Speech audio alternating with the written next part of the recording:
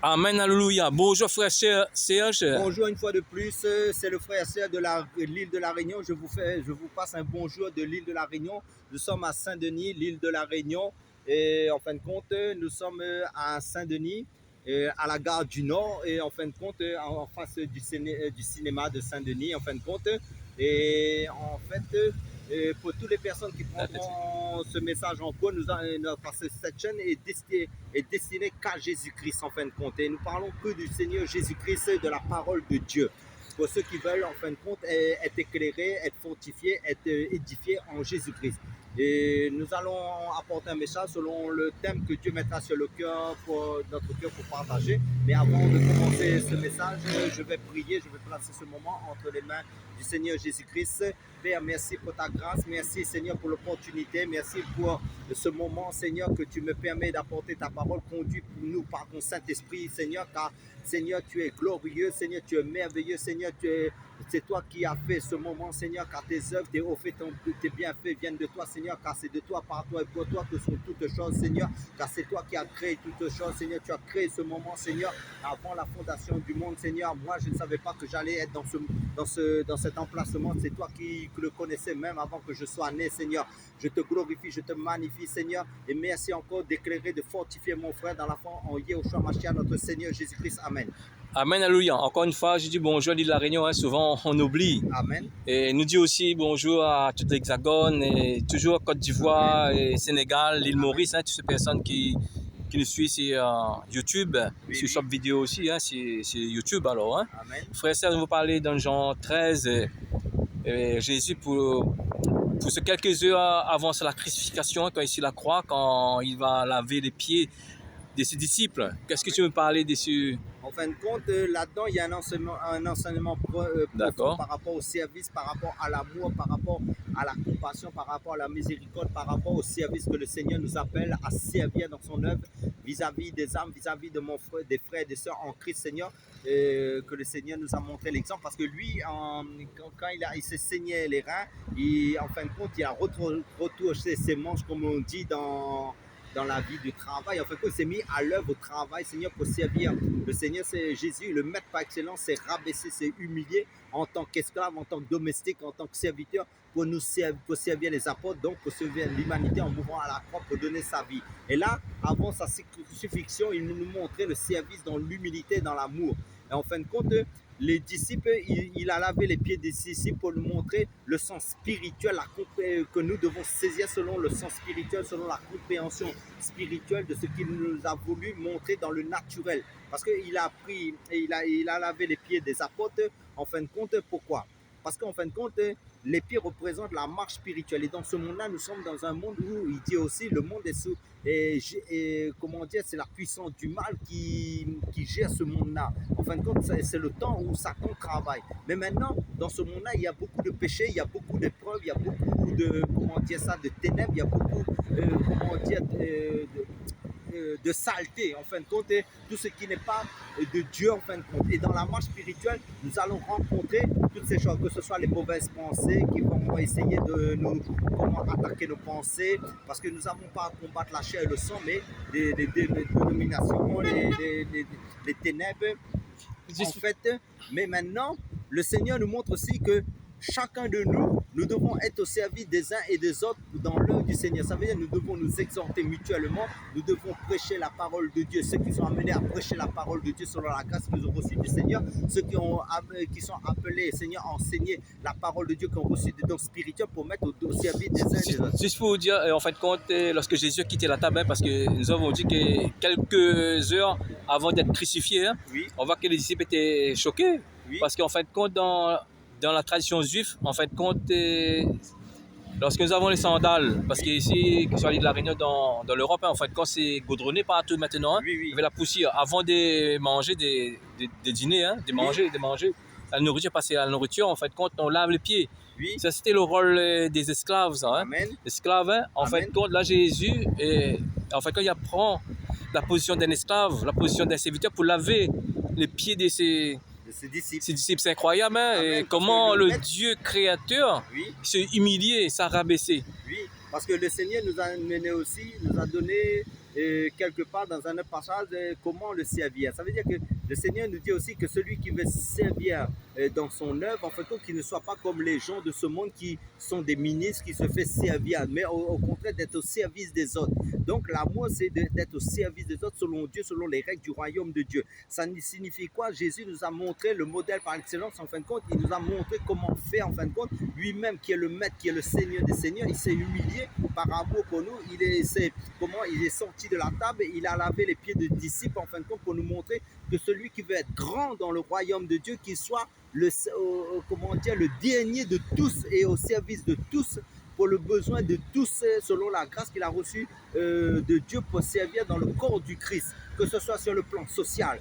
Là, je parle sur le plan social aussi, parce qu'il n'y a pas que prêcher la parole de Dieu, il n'y a pas que seulement dans les dons spirituels, ça veut dire dans la vie quotidienne de chaque jour. Ça veut dire si tu vois ton frère a besoin de l'aide, si tu vois ta soeur a besoin de l'aide, si tu as besoin de soutien, que ce soit financièrement, que ce soit sur le plan social, je ne sais pas s'il a des difficultés, que toi tu es béni, tu as de quoi en abondance, même trop pour toi, tu dois partager, parce que le Seigneur dit de toujours souvenir des pauvres dans Galates chapitre 2. Mais maintenant, là, le Seigneur a multiplié le pain pour les 5000 personnes. D'accord, d'accord. Donc ça veut dire que servir dans l'œuvre du Seigneur, c'est, en fin de compte, c'est se mettre au service de mon frère, de ma soeur.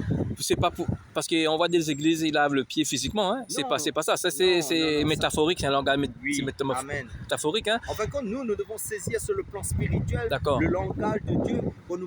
Parce qu'en fin de compte, dans l'ancienne alliance, les gens faisaient beaucoup de marches. En fait, quand ils arrivaient chez une personne, les personnes, en fin de compte, préparaient une bassine d'eau, en fin de compte, pour laver les pieds de ces personnes. Parce que les personnes, dans ce temps-là, les gens, c'était pas comme aujourd'hui. Il y a des voitures, il y a des avions, il y a des moyens de transport où les gens ne marchent presque plus. En fin de compte, il faut que se déplacer dans des véhicules. Mais maintenant, dans ce temps-là, Jésus, les disciples ou les gens, en fin de compte, quand ils arrivaient chez une personne, même dans la Nouvelle Alliance, on dit que même pour les veuves, c'est pour reconnaître une veuve qu'elle a plus de 60 ans et qu'elle a beaucoup fait d'œuvres et qu'elle lavait des pieds des saints, en fin de compte. Là, c'était parce que ce temps-là, ça veut dire on lavait les pieds des gens. Et mais maintenant, là, Jésus nous montrait qu'un symbole, c'était symbolique en fin de compte, pour nous montrer qu'en fin de compte, ce que Dieu a mis dans nos vies, nous devons être au service des autres pour leur bien, pour leur avancement. Il faut comprendre bien les gens qui nous regardent sur cette chaîne YouTube. En fait, c'est tradition des Juifs. En fait, en chaque fois qu'on passait à table, mais que ce soit même les étrangers qui venaient dans la maison de cette personne, c'est l'esclave qui lavait les pieds de ces personnes-là. Mais comme tu as dit, tout ça c'est spirituel. Hein? Mais Dieu nous montre l'humilité. Hein? Parce que Jésus là s'est rabaissé pour nous. Mais Dieu, même Jésus a dit dans Jean Matthieu 20, verset 28, c'est ainsi que le Fils de l'homme est venu, non pour être servi, mais pour servir et donner sa vie comme la rançon de plusieurs. Mais Dieu nous tant disciples, nous doit servir les autres. C'est pas de nous servir nous-mêmes. Hein? Amen. Parce que dans beaucoup d'églises, en fin de compte, beaucoup se font servir comme des rois. Beaucoup dépouillent le peuple. Beaucoup pressent un évangile de la prospérité dont ils demandent, la dîme aussi. Ça veut dire beaucoup s'enrichissent sur le dos du peuple en fin de compte. Alors que Jésus nous a montré l'exemple par excellence. Lui, il ne s'est pas servi à travers le peuple. Lui, il s'est mis au service de l'autre. Donc, un vrai serviteur de Dieu, c'est un esclave. En fait, c'est un domestique des autres. Ça veut dire que c'est une serpillière pour aller plus loin. Je vais vous choquer, en fin de compte. C'est ce que ça ne veut pas dire qu'il ne faut pas être comme dans le monde. Le monde a un système où les gens qui sont, à la tête se font servir comme des rois. Nous, en tant que disciples de Jésus-Christ, en fin de compte, c'est nous qui devons être les esclaves des autres dans le service à laquelle Dieu nous appelle, selon le besoin, que ce soit alimentaire, que ce soit le besoin social, que ce soit le besoin spirituel, parce qu'il y a les besoins naturels et le besoin spirituel. Mais même quand nous évangélisons, je donne un exemple. Je vais sur le terrain d'évangélisation, je vois des gens qui ont faim, qui ont soif. Là, je vais apporter l'évangile. Non, parce que le Seigneur dit, la foi sans les œuvres est morte. Donc, je dois me préoccuper aussi du besoin de l'autre avant de lui apporter l'évangile pour qu'il voit les œuvres du Seigneur à travers de ma vie avant. Et laver les pieds, c'est aussi de l'hospitalité aussi, hein? Oui. C'est l'hospitalité. Après, nous avons dit, Jésus a dit aussi que lavez-vous les pieds les uns les autres. Oui. En fin de compte, là, pour nous montrer aussi que c'est le service spirituel de la parole de Dieu. Ça veut dire que nous avons ceux qui ont reçu la parole de Dieu. qui ont acquéri selon la grâce de Dieu une vie de consécration, une vie qui ont des dons spirituels, que ce soit pour enseigner, que ce soit pour exhorter, que ce soit pour comment prêcher la parole. Nous devons nous fortifier mutuellement, nous exhorter mutuellement, nous laver les pieds les uns. Ça veut dire quoi?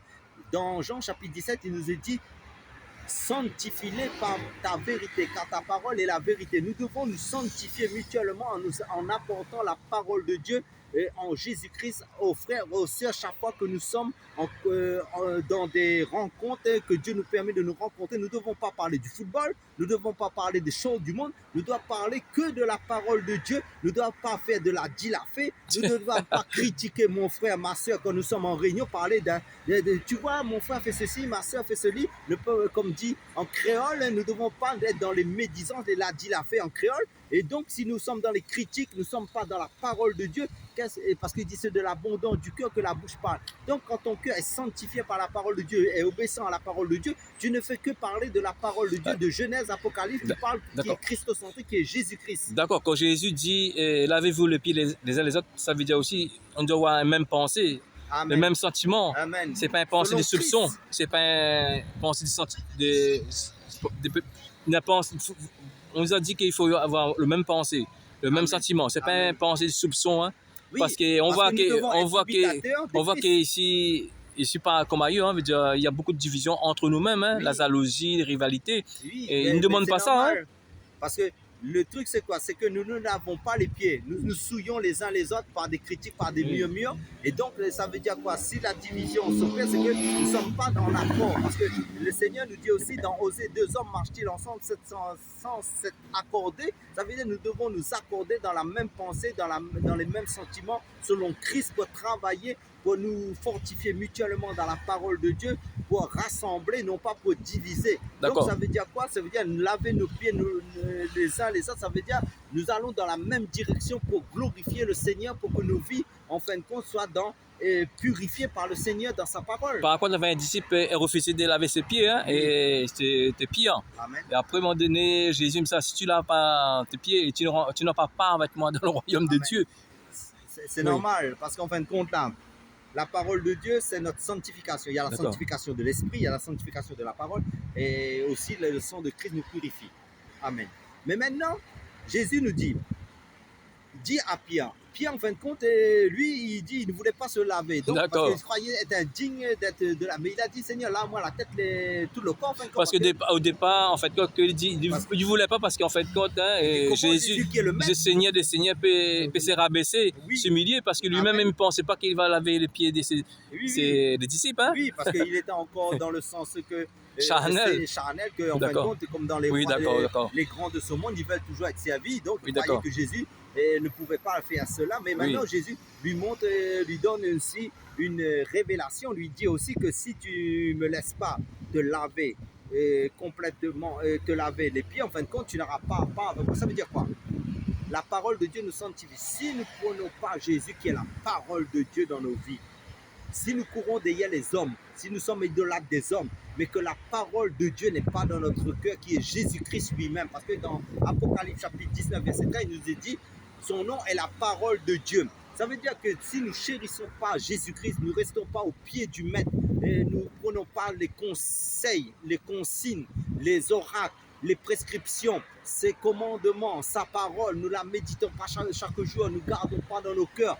Et nous voulons suivre les hommes, écouter que les hommes et ne pas écouter sa parole et d'être conduit par son Saint-Esprit dans sa parole. Parce que toute chose va passer, le ciel et la terre, mais la parole de Dieu ne passera point. C'est notre éternité, parce que c'est la parole de Dieu qui est la vie éternelle, qui est Jésus-Christ lui-même. Parce que dans Jean chapitre 1, il nous est dit, au commencement était la parole et la parole était avec Dieu. Et la parole était Dieu, elle était au commencement avec Dieu. Toutes choses ont été faites par elle. Ça veut dire la source de notre vie, c'est la parole qui nous purifie et qui est Jésus-Christ lui-même. Donc ça veut dire quoi? Jésus dit, si tu ne me laisses pas laver tes pieds, tu n'as aucune part avec moi. Ça veut dire que la parole de Dieu, c'est les trésors, c'est notre tout qui est Jésus-Christ. Après, pour rajouter aussi, en fait, quand là, Jésus nous fait comprendre à Pierre, parce que dans Jean 13, 7, hein, ce que je fais, tu ne comprends pas maintenant, mais tu comprendras bientôt. Amen. Mais dire, pour que Pierre reçoive le salut, pour nous-mêmes maintenant reçoit le salut, pour tous les disciples reçoivent le salut, il faut s'humilier.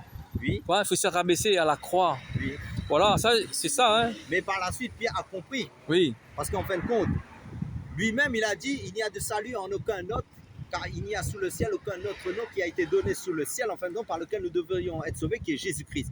Il a compris, en fin de compte, quand vous lisez ses épîtres, en fin de compte, il a compris, parce que Jésus lui a dit, Pierre, pète mes brebis. Oui. Mais Pierre, si vous vous rappelez aussi, Pierre l'a renié pendant 3 fois. Oui, ça c'est... Oui. Pierre a dit, je te suivrai. Oui, je suis. Et même jusqu'à la mort. Mais Jésus a dit, mais le coq ne chantera pas 2 fois que tu m'auras nié 3 fois. Mais maintenant, ça montre aussi que après Pierre, Jésus est ressuscité, il vient vers Pierre et lui dit, Pierre, m'aimes-tu? Pierre lui dit, Seigneur, tu sais que je t'aime. Et Pierre et Jésus lui dit, paie mes brebis. Mais en 3 fois, il a dit ça. Ce sont dans les autres épîtres. Hein? Non, ce sont des livres parce qu'il y a 4 évangiles. Oui, mais ça ressemble. Dans Jean, à la fin, quand vous lisez Jean, oui. et dans le chapitre Jean 13 aussi. Et Jean 20. Oui, d'accord. Mais Jésus lui dit, paie mes brebis. Ça revient à quoi? Vous rappelez le psaume chapitre 23. Vous nous avez dit, l'Éternel est mon berger, je ne manquerai de rien. Il me fait reposer dans des verts pâturages, il me conduit près des eaux paisibles, tout ça là. Donc il représente la parole de Dieu. Ça veut dire que quand Pierre, Jésus l'a lavé les pieds, ça veut dire que Jésus l'a purifié à la parole de Dieu. Mais quand Jésus maintenant lui vient après son reniement, il se repent, mais Jésus lui dit, Pierre, m'aimes-tu? Mais là lui il montre qu'il doit laver maintenant les pieds aussi de ses brebis. Ça veut dire apporter la parole. Et lui, il a fait le travail. Parce que si vous lisez 1 Pierre, 2 Pierre, si vous lisez, même Marc était le fils spirituel, non, le fils dans la foi de Pierre, Marc, l'évangile de Marc. Il parle de Marc, si vous lisez dans les actes des apôtres de son fils Marc. D'accord. Mais donc, ça veut dire quoi? Pierre a fait le travail, mais Pierre a été crucifié tête en bas aussi. Oui, dans les apocryphes. Oui, parce que à cause de l'évangile. Parce que quand Jésus n'a pas voulu que Pierre le suive, parce que ça, Jésus était qualifié pour la mort, parce que c'était pour le... Oui, c'est pas l'œuvre de Pierre. C'était pas le plan de Pierre. Ça, c'était pour Jésus seul. Parce que ça, Jésus était qualifié, parce que Jésus, lorsqu'il était crucifié, en fait, quand il a fait ça du bon cœur, il a fait ça avec de la joie. Oui. Il n'a pas fait ça contre cœur, hein, parce qu'il dit dans le livre d'Hébreux. Quelque part, si vous faites des recherches, Pierre, il a trouvé indigne d'être crucifié comme Jésus. Il a dit même qu'il soit crucifié tête en bas. Parce que personne ne peut être comme Jésus. Donc, il a dit de le crucifier tête en bas, non pas tête comme Jésus. Voilà. Amen. Donc, ça veut dire quoi? Ça veut dire que Jésus lui a montré, en fin de compte, Jésus, quand il a lavé les pieds, il a montré le service à ses disciples. Ça, il faut comprendre. Ça veut dire leur appel. Ça veut dire à quoi ils étaient destinés pour faire dans l'œuvre de Dieu. Ça veut dire avec la parole de Dieu, ils allaient servir Dieu avec sa parole par son esprit. Mais maintenant, ils n'avaient pas compris tout de suite comment dire leur rôle en fin de compte. Comme nous, quand nous rentrons dans le Seigneur, des fois on prophétise sur nous, on dit, ah toi tu es appelé prophète, tu seras appelé pasteur, tu seras appelé dans tel ministère. Toi tu ne vas pas croire de lui. Oui. Mais avec le temps, le Saint-Esprit va te travailler. Faut dire aussi va t'amener dans le plan de Dieu. Dans ce même chapitre, dans le chapitre 13 aussi, il dit aussi, si vous m'appelez Maître Seigneur, Amen. Je vais vous faire monter l'exemple, hein, parce qu'il a fait mon exemple, comment s'humilier, comment laver les pieds, c'est eux maintenant de faire pareil. Hein. Oui, parce que c'est pour ça que dans la parole de Dieu, il nous est dit, tout disciple accompli sera comme son maître, et le disciple n'est pas plus grand que le maître. Ça veut dire, Jésus est le modèle par excellence que nous devons imiter dans notre marche chrétienne à laquelle Dieu nous a appelés. Oui, d'accord. Continue, excuse-moi. Amen. Mais maintenant, si vous voyez le modèle Christ comme exemple, ça veut dire aucun homme, vous ne devez pas suivre le modèle d'un pasteur, d'un frère, d'une sœur, quelle que soit la manière Dieu peut l'utiliser, quelle que soit l'onction dans sa vie, quelle que soit sa sanctification. Parce que personne ne peut égaler au maître, car le modèle par excellence que le Père nous a envoyé, c'est son Fils Jésus-Christ pour nous montrer le chemin, car il est le chemin, il est la porte, il est le modèle à suivre. Ça veut dire aucun autre homme nous devons suivre comme modèle à part de Jésus-Christ qui est le chemin. Après, il y a un verset très très important, toujours dans Jean 13, il dit comme ça, je vous donne un commandement nouveau, aimez-vous les uns les autres comme je vous aimez, vous aussi aimez-vous les uns les autres. Qu'est-ce que tu peux, parce que pour un frère de la Réunion, hein, côté Sainte-Marie, tout le temps nous parle d'un commandement nouveau. Est-ce que vraiment c'est nouveau le commandement de nouveau? C'est vraiment le commandement de nouveau là? C'est pas vraiment un commandement nouveau, hein, dans l'Ancien Testament. Logiquement, Jésus nous dit, il est le même hier, aujourd'hui, éternellement. Ça veut dire que Jésus est la parole de Dieu. La parole de Dieu demeure le même hier, aujourd'hui, éternellement. Et la parole de Dieu est toujours nouvelle. Parce que pourquoi? La parole de Dieu ne vieillit pas. La parole de Dieu ne change pas. La parole de Dieu est immuable. Ça veut dire que quand Jésus nous parle que je vous donne un commandement nouveau, ça veut dire la parole de Dieu est éternelle. La parole de Dieu est toujours d'actualité. Donc ça veut dire quoi? Ça veut dire que le Saint-Esprit nous conduit pour nous montrer que si nous sommes nés de nouveau, nous sommes une nouvelle créature, en Christ, nouvelle création. Ça veut dire que toutes les choses que nous recevons de Dieu, les choses d'en haut, les choses éternelles, sont toujours nouvelles éternellement. D'accord, parce que quand il y a nouveau commandement, en fait, quand c'est l'Ancien Testament, on l'avait ça. Oui, mais l'Ancien Testament, non, parce que comment on peut citer encore l'Ancien Testament, le commandement de Dieu sur l'Ancien Testament. Comment tu disais? Dans l'Ancien Testament, le deux commandements, dans Marc chapitre 12, verset 29 à 31, il nous est dit, écoute Israël, voici le premier commandement qu'il vous est donné. Tu aimeras le Seigneur ton Dieu de tout ton cœur, de toute ton âme, de toute ta pensée, de toute ta force. Et voici le deuxième commandement qui lui est semblable. Tu aimeras ton prochain comme toi-même. Jésus a repris. Oui, d'accord, c'est pas nouveau, hein. Seulement, juste ce que tu as dit, il est vrai, parce que il y en a un différent. Oui, mais pourquoi le Seigneur? Parce que ça veut dire quoi? Ça veut dire que l'œuvre de Dieu, le royaume de Dieu est basé sur l'amour qui est Jésus-Christ, parce qu'il dit dans Romains chapitre 5, verset 5, l'amour de Dieu est répandu dans nos cœurs par le Saint-Esprit. Donc si nous avons reçu le Saint-Esprit, nous avons reçu Christ, ça veut dire que son amour est en nous. Donc il faut que cet amour découle dans nos vies quotidiennes, dans nos rapports avec les uns et les autres. Parce que moi j'ai rajouté, mais je te demandais si tu es en accord ce que je dis, ou tu es en accord, hein? Oui, oui. Si je ne suis pas en accord, tu me dis tout de suite, parce que tu es un ancien, il faut comprendre. Oui, d'accord. La parole de Dieu, quand nous disons, parce qu'en fin de compte, il dit Ancien Testament, Nouveau Testament. En fin de compte, il n'existe pas de l'Ancien Testament. Parce que d'un moment, il faut que quelqu'un meure. Ça veut dire que c'est la continuité. Hébreux 9, 16, 17. Hein? Oui, et ça veut dire que c'est la continuité de la parole de Dieu. Parce que l'Ancienne Alliance, si vous disait, ça veut dire qu'en fin de compte, c'était l'ombre de Christ, mais c'était un mystère. Mais Christ maintenant, c'est la révélation de la réalité de Dieu. Jésus-Christ est Dieu et Elohim en fin de compte. Ouais. Donc ça veut dire quoi? Dieu n'a pas changé. Dieu est le même éternellement. Il est sur son trône de gloire. Il est venu sur cette terre, il s'est fait homme, mais il est retourné dans le ciel. Il est à la droite de Dieu. C'est la position la bonne position. Parce que j'ai rajouté le commandement nouveau, c'est quelqu'un, un frère de Sainte-Marie. Oui. Il n'a jamais compris, maintenant il va comprendre. En fait, il va comprendre, c'est ce verset-là. Oui. Le commandement nouveau, c'est, je dis aussi que l'Ancien Testament, ils n'avaient pas le Saint-Esprit. Pas tous avaient le Saint-Esprit, oui. Sauf les sacrificateurs, les prophètes, le roi. Oui. Mais il n'y a pas toutes les personnes quand Dieu dit comme ça, aimez-vous les uns les autres. Parce qu'en fait, quand c'est forcé. Oui, maintenant, c'est la nouvelle alliance, le nouveau commandement. Amen. Ça veut dire quoi? Ça veut dire comme ça. Amen. Alléluia. En fin de compte, là, nous dit comme ça, en fait, quand nous avons le Saint-Esprit en nous, oui. C'est le commandement nouveau, ça veut dire comme ça, on s'efforce d'aimer. Avant, on s'efforçait. Oui, maintenant, sur la nouvelle alliance, on s'efforce pas, veut dire la grâce coule, veut dire l'Esprit en nous. C'est un régime nouveau de la nouvelle alliance, de la grâce. Parce que dans l'ancienne alliance, il dit œil pour œil, dent pour dent. Voilà. Mais maintenant, ça veut dire que c'était, comment dire, c'était la loi de Moshe. Maintenant, sous la grâce, Dieu, l'évangile est centré sur l'amour. D'accord, d'accord. Sur le sacrifice de Christ. Pour terminer, on a quel point mot? En fin de compte, pour terminer, ce que je dis, là où Dieu vous a appelé à servir, comme il dit, comme nous avons porté, Jésus a lavé les pieds de ses disciples. En fin de compte, nous devons aussi faire la même chose spirituellement qui représente. Nous devons servir dans l'œuvre du Seigneur à laquelle Dieu nous a appelés avec fidélité, avec endurance, avec persévérance, malgré les épreuves, malgré les combats, ne pas lâcher, de tenir ferme, d'aller jusqu'au bout, d'être des guerriers, des commandos du Seigneur dans l'armée du Seigneur, dans ce monde, pour que l'évangile soit propagé et que les âmes soient éclairées à la lumière de la parole de Dieu pour la gloire de Dieu, dans le nom de Jésus-Christ. Amen. Amen, alléluia.